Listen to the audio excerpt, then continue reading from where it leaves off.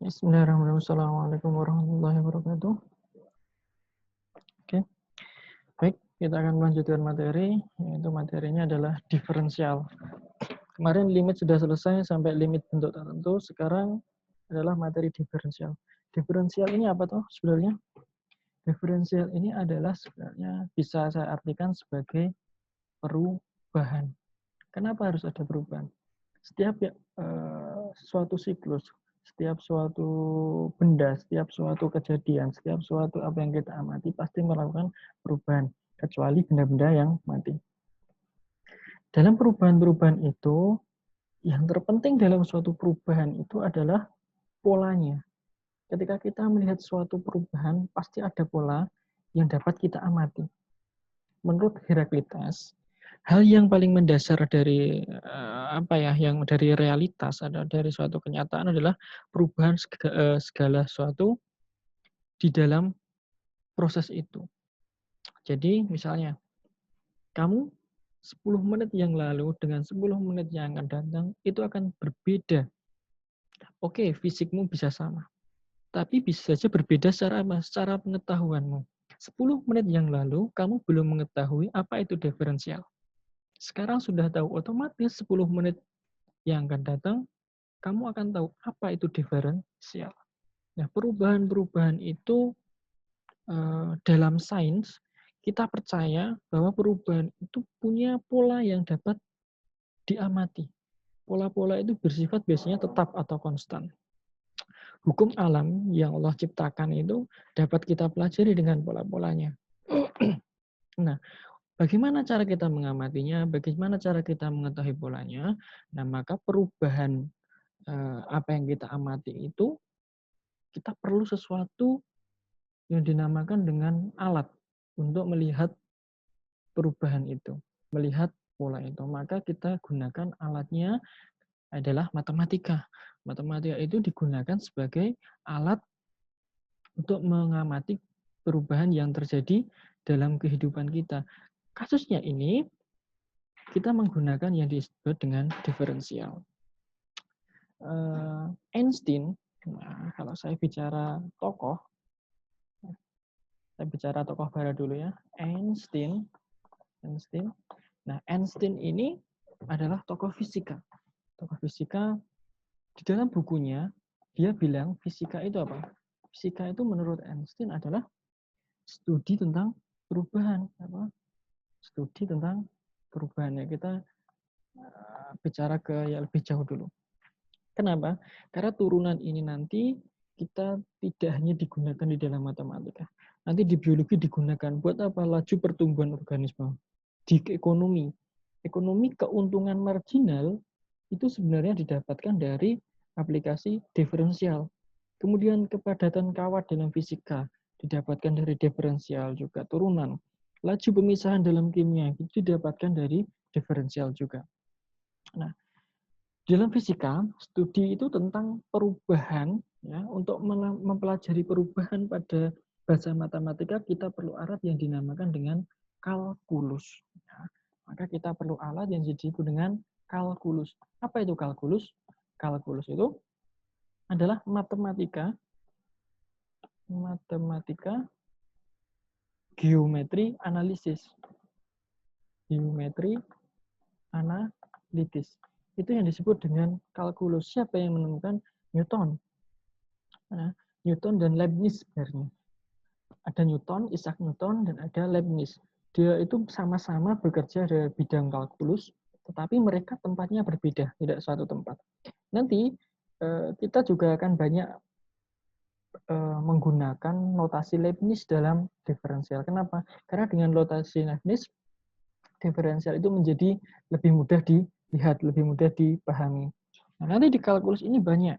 Sebenarnya kalian telah mulai, itu dari fungsi, kemudian limit, kemudian diferensial, nanti ada integral lipat 2, integral tak wajar, fungsi transenden, dan macam-macam banget.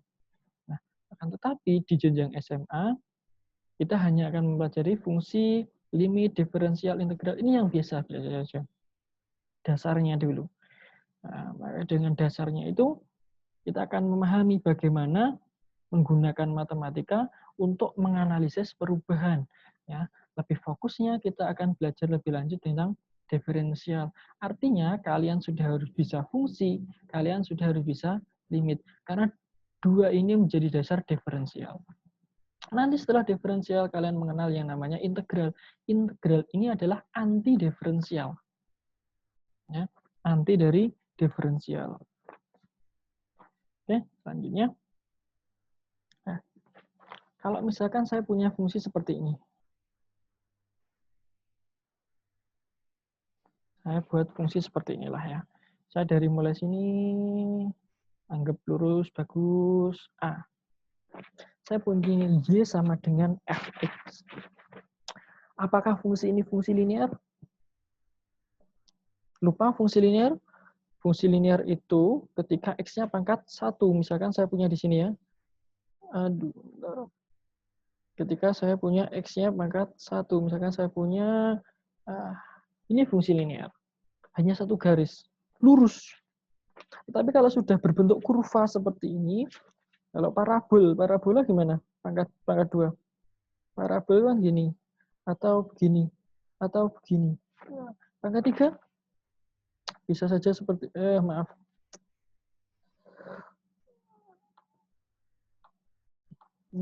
Pangkat 3 otomatis gelombangnya sudah lebih banyak. Maka fungsi-fungsi X pangkat 2, X pangkat 3 dan seterusnya pasti dia akan berbentuk kurva, bukan suatu garis lurus.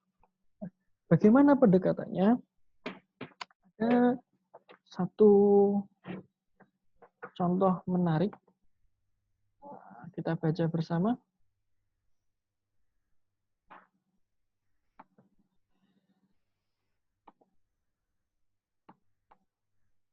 Ini ada contoh menarik tentang ski ya. Kalian tahu ski?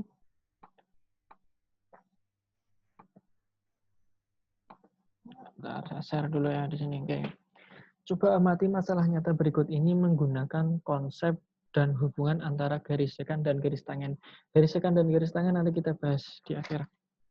Kamu terima dulu. Seorang pemain ski meluncur kencang di permukaan es yang bergelombang. Ia meluncur turun kemudian naik mengikuti lekukan permukaan es sehingga di suatu saat ia melayang ke udara dan turun kembali ke permukaan es. Nah, secara analitik, lintasan ski, pemain ski, dan papan ski dapat digambarkan dalam sebuah grafik. Jika posisi tegak pemain terhadap papan ski adalah sebuah garis yang disebut garis normal, ya, maka di sini saya punya garis normal.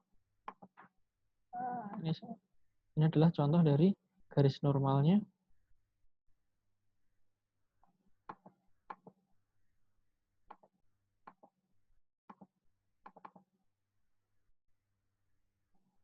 Oke.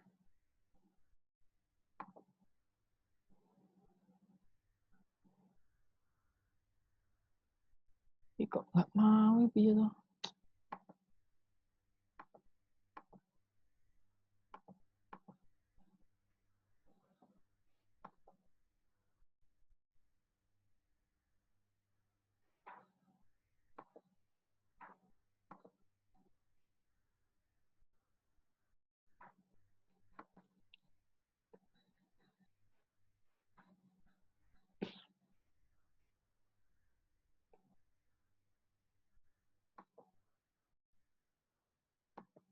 Ya. Di sini ada garis normal. Misalkan di sini tadi posisi seorang pemain ski. Kemudian dia meluncur, kemudian dia turun lagi. Nah, kita lihat di sini membentuk suatu kurva. Misalkan pemain ski bergerak dari Q, yang ini Q ya, X2, Y2 menuju P, X1, Y1. Sehingga ia bergerak dari P ini pasti mendekati Q. Kira-kira posisi Q ke P ini semakin dekat atau semakin jauh? Semakin jauh. Semakin jauh? Ya, semakin dekat orang Q ini mendekati P, artinya siapa? X2 ini semakin mendekati X1. Ingat ya, bahasa mendekati di dalam limit. Kita ingat kembali. Bahasa mendekati di dalam limit bagaimana? Nah, itu kamu ingat kembali. Biar ini lebih mudah kliknya. Jadi kita mengamati diferensial ini, perubahan ini dari suatu grafik. Nanti kita menggunakan limit delta X mendekati 0. Apa itu kita bahas nanti. Oke, lihat ini dulu. Dari Q, kemudian dia mau menuju P. Ini dia dari sini, mendekati P. Artinya posisi Q ini semakin mendekati nilai P ini. Kalau saya gambarkan menjadi rumit seperti ini. Q mendekati. Inilah yang disebut dengan garis sekan. Kalau kita tarik garis Q ke P, ini disebut garis sekan. Kalau garis singgung, itu kan menyinggung di satu titik. Misalkan menyinggung di P. Otomatis garis sekan ini semakin banyak. Mungkin nggak garis sekan itu nanti akan sama dengan garis singgung.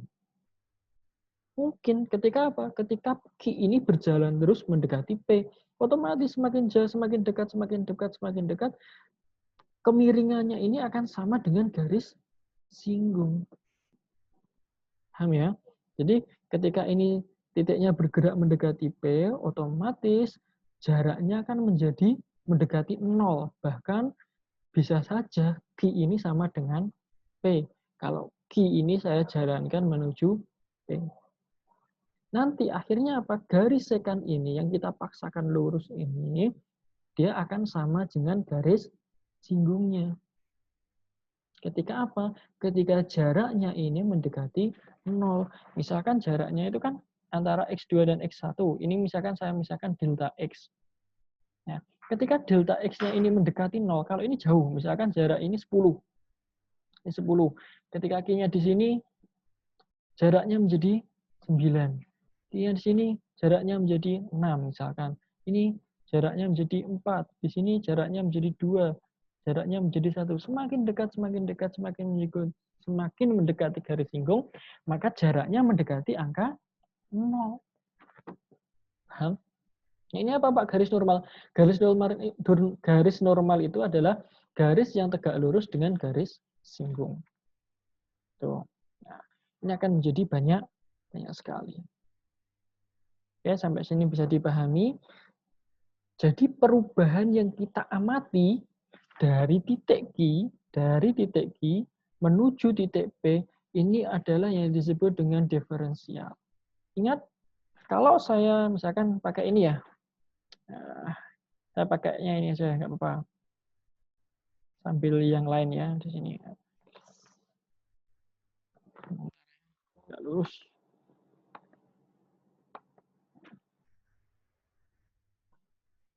Oke, misalkan ini saya tarik garis. Aduh. Ini pennya anggap lurus. Ini ada X. Kemudian di sini misalkan ini X, di sini ada juga namanya X2, ini katakanlah X1 ya. Kemudian ini Fx, atau enggak lah ya, ini X0. Ini terus ini X saja, biar nggak ada banyakan indeks. Ini X. Otomatis ketika di sini X, atau misalkan gini aja, jarak ini ke sini adalah delta X, kemudian jarak ini ke sini adalah delta Y. Tadi kita membuat garis yang dipaksakan lurus, garis sekan yang namanya. Nah, kemudian misalkan saya tarik garis di sini, titiknya di sini. Nah, nanti dulu. Ini di sini ada X. Kalau di sini X, di sini delta X, maka di sini adalah X plus delta X. Nah, jadi di situ adalah X plus delta X. X plus delta X. Berarti nilai ini berapa? Kalau di sini X, di sini Fx. Di sini X plus delta X, maka di sini Fx plus delta X. Jadi sebenarnya delta Y ini berapa? Ini delta Y. Delta Y itu kan segini. Ah, Nih. Berarti delta Y itu adalah panjang ini semua dari bawah sampai atas dikurangi yang kecil ini. Panjang dari bawah sampai ke atas ini siapa? F X plus delta Y. Kemudian panjang yang kecil ini berapa? Ini kan Fx ini. Berarti ini Fx. Nah, sekarang kalau hubungannya dengan garis singgung, pasti dia mempunyai gradien. Ingat, pelajaran SMP kelas 8. Garis singgung atau gradien garis singgung, M, itu didapatkan dari delta Y per delta X. Delta Y nilainya adalah Fx plus delta Y dikurangi Fx per delta X. Tadi ingat, main ski tadi dari Q menuju P artinya jaraknya mendekati berapa? Mendekati 0. Maka ketika ini saya ambil limit delta X-nya mendekati 0 dari Fx plus delta Y min Fx per delta X. Ini yang disebut dengan dy dx. Apa ini dy dx? Nah, inilah konsep dari diferensial atau turunan yang dikemukakan Leibniz. Leibniz mengungkapkan bahwa dy per dx sama dengan limit x mendekati 0 dari fx plus delta y min dari fx per delta x. Kenapa delta x-nya mendekati 0? Karena jaraknya semakin dekat. Nah, notasi Leibniz inilah yang disebut nanti sebagai turunan. Atau ini juga disebut dengan, sama nggak dengan gradien garis singgung ini? Sama. Maka ini sama juga dengan gradien garis singgung. Gradien garis singgung. Saya tulis di sini, ulang. Bahwa M sama dengan dy dx sama dengan limit x delta x mendekati 0 dari fx plus delta x min fx dibagi dengan delta x. Inilah disebut dengan konsep turunan. Turunan juga disebut dengan gradien garis singgung. Gradien garis singgung. Nah, ini sebenarnya apa? Adalah kelajuan seperti yang sudah saya ungkapkan di awal. Banyak dipakai kelajuan perubahan siapa? Perubahan Y terhadap X. Ini tadi kan delta Y. Ini yang bawah. Maaf. Ini delta Y, ini delta X. Nah, itu perubahan Y terhadap X. Kalau dalam fisika, biasanya perubahan kecepatan terhadap waktu, perubahan percepatan terhadap kecepatan, perubahan jarak terhadap kecepatan, dan sebagainya. Ada banyak aplikasinya di fisika. Nanti di kimia juga begitu, laju pemisahan. Kemudian di ekonomi, keuntungan marginal. Kemudian di biologi, laju pertumbuhan organisme. Maka kelajuan ini sangat penting dibahas. Kenapa? Tujuannya itu tadi. Jadi sebenarnya ketika kita punya suatu fungsi, kita mencari turunan, artinya kita mencari perubahan fungsi itu. Diferensial adalah perubahan. Itu cara singkatnya. Kemudian ketika kita sudah tahu seperti ini, bagaimana pengaplikasiannya dalam matematika, kita nggak akan bicara jauh-jauh atau berbicara yang terlalu tinggi. Kita hanya akan bicara dasar. Misal, saya punya fungsi, katakanlah fx, yang paling sederhana dulu. Kalau di buku kalian, itu fungsinya terlalu, terlalu kompleks, sudah ada A-nya. saya ingin mulai dari yang simple, yaitu X pangkat N. Ketika saya punya Fx sama dengan X pangkat N. Ini bisa juga ditulis sebagai apa? Y sama dengan X pangkat N. Maka yang akan kita cari dy dx, perubahan y terhadap x. Membacanya, notasi Leibniz ini bukan dy per dx, tapi dy dx, nggak ada pernya. dy dx, perubahan y terhadap x. Perubahan y ini terhadap x, karena fungsi di dalam ini adalah fungsinya si x. Kalau kita masukkan ke rumus tadi bahwa dy dx sama dengan limit x mendekati, delta x mendekati 0 dari, tak tulis lagi, fx plus delta x min fx per delta x. Oke, sekarang lihat limit delta x mendekati 0. Ketika fx, x-nya kan fx sama dengan x pangkat n. Lah kalau fx plus delta x, ya udah ini saya ganti fx plus delta x. Berarti ini kan sama, yang ada di sini dipangkatkan n, berarti ya semuanya dipangkatkan n. X plus delta x pangkat n. Oh, berarti ini x plus delta x pangkat n min fx-nya berapa? X pangkat n per delta x. Paham? Nah, sekarang kalau saya substitusikan delta x-nya 0. Coba, kalau saya substitusikan x-nya sama dengan 0, delta x-nya 0, berarti x plus 0 pangkat n min x pangkat n per 0. X plus 0, yuk x. X pangkat n, yuk x pangkat n min x pangkat n per 0. Apa jadinya? 0 per 0. Bentuk apa? Bentuk tak tentu. Lantas bagaimana kita menyelesaikannya? Seperti limit kemarin. Kita akan menggunakan apa? Pemfaktoran. Sekarang kita pecah dulu. Lihat ini. X plus delta X dipangkatkan n. Ini hasilnya berapa?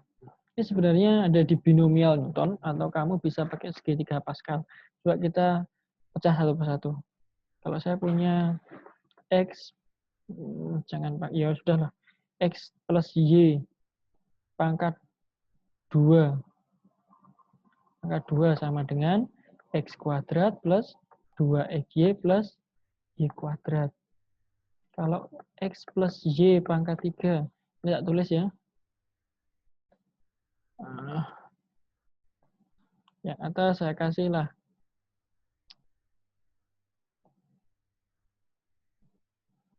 X plus Y pangkat 1, berarti X plus Y saja. Nanti X plus Y pangkat 3, X pangkat 3 plus 3X kuadrat Y plus 3XY kuadrat plus Y pangkat 3. Dan seterusnya. Coba kita amati. Kita amati satu persatu. Lihat sini. Ketika kuadrat, 1, 2, 1. Ini yang ketika pangkat 3, 1, 3, 3, 1. Ini sebenarnya dari mana? Dari segitiga Pascal ini. 1, 1, 1, 1, 2, 1. 2 ini dari mana? 1 tambah 1. 1, pinggirnya pokoknya 1. 1 tambah 2, 3. 2 tambah 1, 3. Ini fungsinya. Koefisiennya 1, koefisiennya 3, koefisiennya 3, koefisiennya 1. Ini ketika pangkat 0, ini ketika pangkat 1, yang ini ya, pangkatnya ini. Ini ketika pangkat 2, ketika pangkat 3. Ketika pangkat 4, coba 1. 1 tambah 3, 4. 3 tambah 3, 6. 3 tambah 1, 4. Sini terakhir, 1 ini ketika pangkat 4. Fungsinya menjadi bagaimana? X plus Y pangkat 4. Berarti X pangkat 4 plus 4. Ini Y-nya bagaimana? Kita lihat. Ini X-nya kan berkurang. Dari 2, dari kuadrat ini ya. X-nya kuadrat, kemudian X-nya 1, kemudian X-nya 0. X pangkat 0 kan 1, nggak usah ditulis. Y-nya di sini nggak ada, berarti 0. 0 bergerak ke 1, bergerak ke 2. Oh, kalau begitu kita lihat lagi, satu lagi aja lah. X pangkat 3. Turun lagi 2. Turun 1, turun jadi 0. Y-nya dari 0, 1, 2, 3. Artinya apa? X ini pangkatnya bergerak semakin ke belakang semakin kecil atau semakin turun. Y-nya dari depan ke belakang bergerak semakin tinggi. Berarti ini kalau di sini ada X pangkat 4 sama aja kan Y-nya 0. Ya. Y-nya pangkat 0, 1. X pangkat 4, X pangkat 3Y plus 6 angkanya X kuadrat Y kuadrat plus 4X Y pangkat 3 plus X-nya habis ya. Jadi Y pangkat 4 selesai. Nah, bagaimana ketika X plus delta X pangkat N? Kalian boleh pakai kombinasi, boleh pakai seperti ini. Tapi kita nggak akan bahas itu terlalu mendalam. Kita akan bahas langsung saja, kita menyelesaikan ini tuh hasilnya berapa. Ini kalian bahas di lain materi. Binomial nanti di kelas 12 ada. Nanti ini limit delta X mendekati 0. Nah, ini kita rubah menjadi X pangkat N. Kemudian ini ada angka. Ya, kan? Ada angka. Misalkan kombinasi aja ya. Kombinasi N1 X pangkat N min 1 kan X-nya selalu berkurang 1. Kemudian delta X-nya di sini tidak ada, di sini ada 1. Kemudian CN2 plus, nah bukan ya, kita X dulu ya, X pangkat N min 2 delta X pangkat 2. Dan seterusnya sampai yang terakhir adalah delta X pangkat N. Nah ini baru yang delta X plus delta X dipangkatkan N. Kemudian harus dikurangi lagi dengan delta, oh maaf, kita harus dikurangi dengan X pangkat N.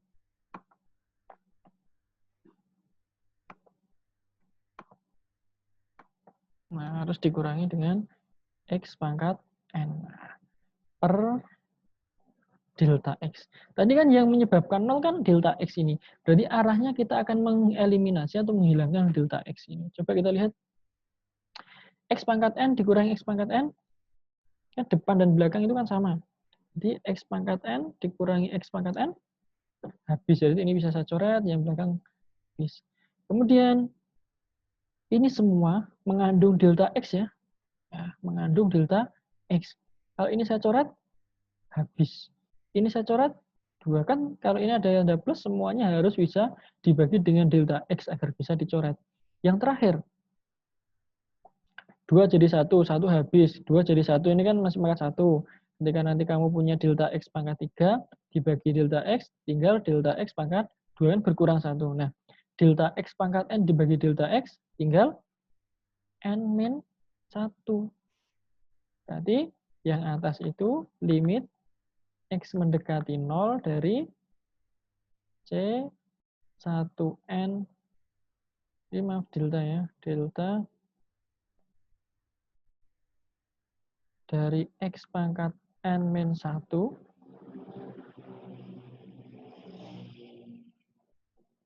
plus CN2X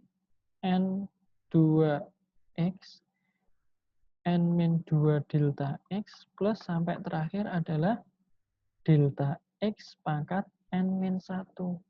Tinggal ini kan.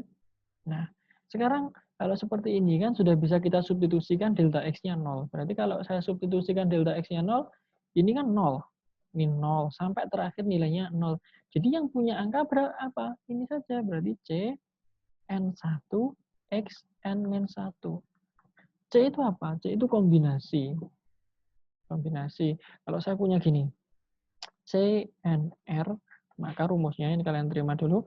N faktorial per R faktorial kalikan N min R faktorial. Nah, ini. Nah, berarti ini adalah N faktorial per N min 1 faktorial dikalikan 1 faktorial. Nah, ini dikalikan X pangkat N min 1. Ini kalian terima aja dulu yang kombinasi. Ini nanti materinya ada di kelas kelas 12. Jika 13 ini memang banyak yang kebalik-balik. NaNKTSP. Ya. Ini bisa nggak dicoret dengan ini? Bisa. Karena ini N saya kalikan N-1 faktorial per N-1 faktorial kali 1. 1 faktorial 1. Ini saya coret X N pangkat min 1. Berarti nilainya adalah N dikalikan X pangkat N min 1. Paham? Oke. Saya simpulkan. Kalau saya punya fx, x pangkat n, atau bisa ditulis sebagai y sama dengan x pangkat n, maka dy dx-nya adalah tadi n x pangkat n min 1. Nah, inilah konsep yang akan kita bahas, yang akan lebih memudahkan kita. Notasi Leibniz ini memudahkan kita daripada kita menggunakan ini, notasi dengan limit. Nah, kalau sudah seperti ini, lihat ini. Apa yang bisa simpulkan? Kalau saya punya X pangkat N, N-nya ini saya kalikan ke depan. Sama aja gitu toh, biar mudah. N saya kalikan ke depan, kemudian pangkatnya berkurang 1. Pangkatnya berkurang 1. Contoh soal, ada beberapa contoh soal. Saya ingin memberikan yang mudah-mudah dulu aja. Oke, saya punya misalkan Y sama dengan X pangkat 4. Maka dy dx-nya 4 pindah ke depan, X-nya ditulis lagi, pangkatnya berkurang 1. Berarti 4 dikurangi 1. 4X pangkat 3. Paham? Paham. Oke, gampang kan? Konsepnya saja yang bulat. Tapi akhirnya kalau kita hanya ketemu perhitungannya, sangat mudah sekali. Kemudian kalau misalkan saya punya Y sama dengan X pangkat 9, berapapun bisa dikerjakan. Dy dx-nya 9 pindah ke depan, pangkatnya berkurang 1. Berarti 9 X pangkat 8. Nah, sekarang misalkan di sini ada angkanya depannya. Y sama dengan 2X pangkat 3. Bagaimana dy dx-nya? Kalau di sini melekat angka ini tulis saja dulu. Angkanya yang depannya kamu tulis. Kemudian kita turunkan ini. Berarti 3X pangkat 3 min 1. 2 kali 3 bisa dikalikan. 6X pangkat 2. Ini apa? 3 dikalikan 2, 6. Pangkat X-nya berkurang 1. Bisa? Bisa. Nah, sekarang bagaimana kalau yang bentuknya konstan? Y sama dengan misalkan 3. Turunannya berapa? Dy dx-nya berapa? Ada X-nya enggak? Enggak ada. Kalau enggak ada kan sama aja X-nya pangkat 0. X pangkat 0, 1, 3 kali 1, 3. Ya sudah seperti ini. Ada angkanya 3, 3. Tulis X-nya. Ini pangkatnya turun ke depan. 0. X pangkat 0 min 1. 1. Sekarang kita nggak perlu lihat 3 dan X-nya pangkatnya itu berapa. Semua bilangan ketika saya pangkatkan 0 hasilnya, saya kalikan dengan 0 hasilnya 0. Apa artinya? Ketika saya punya Y sama dengan C ini adalah konstanta, nggak ada X-nya, konstanta, maka dy dx-nya sama dengan 0. Paham? Nah, kalau kita juga pakai tulisan Leibniz juga ribet. Kita akan mempermudah penulisan kita. Ketika saya punya Y, ini sifat-sifatnya ya. Ketika saya punya Y sama dengan C, turunan cukup saya tulis Y aksen. Ya, perlu dy. Sama saja. Y aksen itu sama dengan 0. Ketika saya punya Y sama dengan X pangkat N, Y aksennya sama dengan N, X pangkat N min 1. Kalau di depannya X ini ada angka lagi, misalkan di C sudah dipakai, misalkan saya pakai K. K ini juga konstanta. X pangkat N, maka Y aksennya K dikalikan X dikalikan X, K dikalikan N dikalikan X pangkat N-1. Nah, sekarang bagaimana dengan penjumlahan, pengurangan, perkalian, dan pembagian? Kalau penjumlahan itu adalah Y sama dengan, saya punya misalkan U plus V, plus minus ya, plus minus. Plus minus U plus minus V. Maka turunannya adalah yang U diturunkan sendiri, ditambah kurang, V diturunkan sendiri. Nanti kita akan bahas ini lebih lanjut contohnya. Kalau sudah ada banyak fungsi ya. Kemudian kalau dengan fungsi perkalian, Y sama dengan U kali V, maka turunannya U aksen V ditambah UV aksen. Y sama dengan U pangkat N. Nah, U ini adalah fungsi. Fungsinya dipangkatkan dengan fungsi lain. Nah, misalkan Y aksennya berarti sama dengan N dikalikan U pangkat N-1, kemudian U ini diturunkan sendiri. Diturunkan terhadap siapa? Terhadap X. Nah, du dx lagi dikalikan dengan siapa? Turunannya U. Atau ini juga bisa saya tulis N kalikan U N-1 dikalikan U aksen. Sama saja. Nanti kalau kita sudah pakai aturan rantai, misalkan ada pemisalan, itu kita bisa tuliskan gini, dy dx sama dengan dy du dikalikan du dx. Ini kalau pemisalannya hanya satu. Kalau banyak, ya terserah. Kamu pakai huruf apa saja bebas. dy du kalikan du dw, kalikan dw dp, kalikan dp dx. Ini bisa saja. Jadi nanti di dalam fungsi ada fungsi, di dalam fungsi yang di dalam ada fungsi lagi, di dalamnya ada fungsi lagi, ya. Nah, itu kita menggunakan change rule atau aturan rantai. Oke, saya hanya akan memberikan contoh mungkin sampai poin 4 ini saja. Yang ini kita butuh pendekatan lain sama adanya namanya nanti pembagian. Kalau ada fungsi U dibagi fungsi V, maka turunannya adalah U aksen V min UV aksen per V kuadrat. Yang 3 ini kita bahas di lain kesempatan.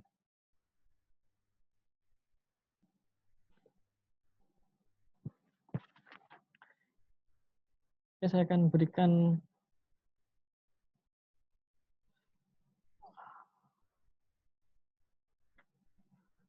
contoh terkait yang 1, 2, 3, saya kira sudah bisa. Sekarang kalau ada penjumlahan. Misalnya saya punya yang paling simpel lah. Y sama dengan 3x kuadrat plus 6x pangkat 3 plus 4x pangkat 5. Terserah saya yang buat soal saya. Ya, 3x kuadrat plus 6x pangkat 3 plus 4x pangkat 5. Bagaimana turunkannya? Tadi saya punya sifat seperti ini. Y sama dengan U aksen plus, maaf, Y sama dengan Y sama dengan U plus minus V. Maka Y aksen sama dengan U aksen plus minus V aksen. Ini kalau ada dua fungsi. Nah, di sini ada dua penjumlahan. Berarti ada 3 fungsi. Nah, misalkan saya aja U plus V plus minus W, maka turunannya U aksen plus minus V aksen plus minus W aksen. Berapapun banyaknya tidak ada masalah.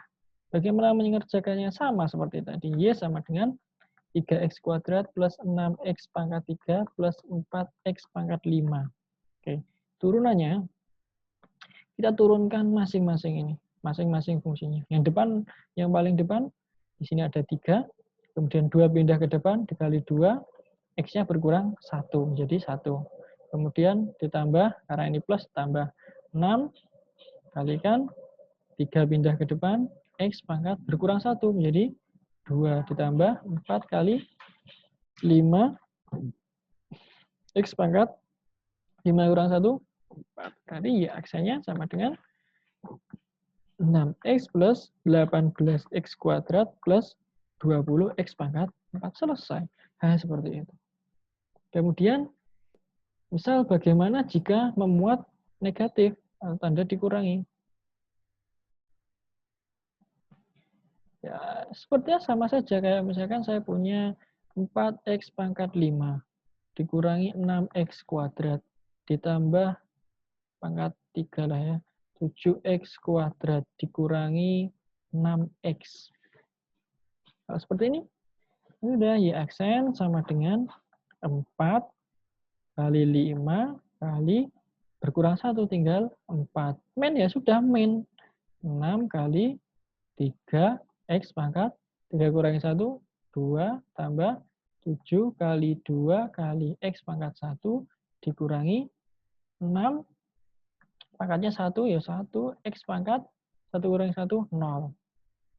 Jadi 20 X pangkat 4 min 18X kuadrat plus 14X min 6. X pangkat 0 kan 1. 1 kali 1 kali 6, 6. Jadi nanti kalau ada fungsi seperti ini ya, hanya fungsi konstan seperti itu. Misal saya punya Y sama dengan 6X plus 5. Nah, turunannya kalau ada 6X, di sini hanya ada X, ya udah turunannya ambil ini aja, 6. Ini turunannya tadi berapa? Kalau ada konstanta, turunannya 0. Kalau ada ini 0, turunannya 0. Berarti hanya 6. Kalau saya punya Y sama dengan 6X pangkat 5 plus 6. Jangan 6 terus.